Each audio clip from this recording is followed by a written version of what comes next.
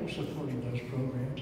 It's us supporting those programs. That's right. So I want to know, you know, if any of those programs are actually supported 100% by Black Hills.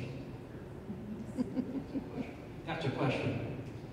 I just want to make sure I understand it. Good one. So you're asking if, for example, the DSMCA, all the programs that you say, you know, benefit, you know, your customers, whether it's subsidies, you know, for you know, renewable power, you know, whether it's, you know, subsidies, you know, for people that can't sure, pay for their bills.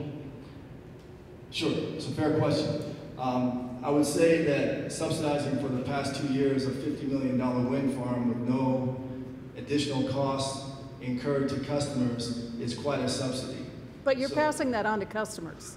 But we haven't been for the past 2 But years. you have been. Our rates have gone up. You just said Not that. as a result of that, ma'am. No, they have not. Yeah, you said Our that customers earlier. have not paid a dime for that wind farm up to this point.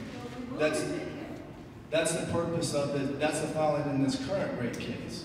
But for 2 years, and just do a quick calculation of the cost of money, you know, at 2 or 3%, $50 million, how much additional cost is that being incurred by the corporation as opposed to being passed on to customers? All right. Another thing you brought up earlier is that you were concerned about your customers and so forth, and you wanted to protect them and maintain sustainability and so forth. Now, most businesses that I'm aware of, okay, with reference to fuel costs, have long-term contract so that their fuel costs are spread over a long period of time and they don't have big ups and downs. Now, your bills apparently have big ups and downs. So somewhere, Black Hills is not doing very good business. I understand your question, your comment.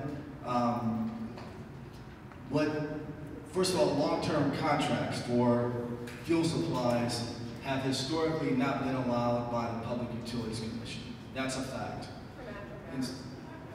For natural gas.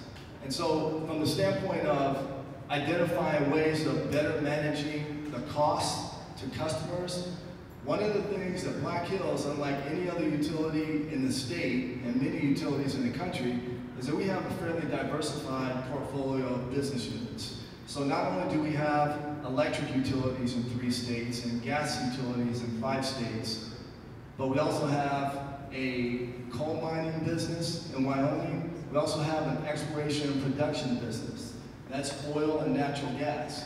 One of the things that we are working with our commissions in all of the 7 states, in each of the 7 states in which we operate, right now is using and leveraging that oil and natural gas business to be able to manage the volatility associated with the natural gas pricing that we saw on that chart that I showed earlier.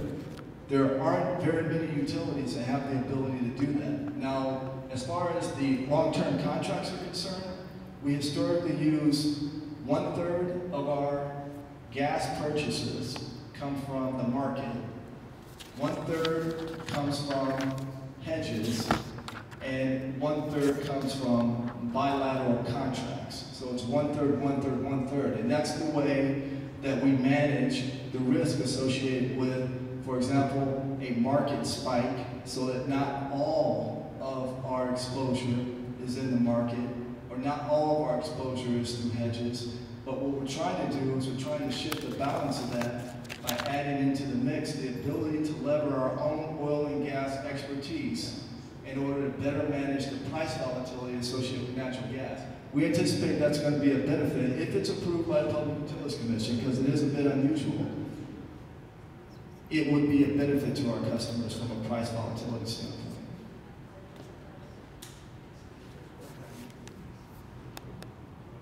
You know, one last thing.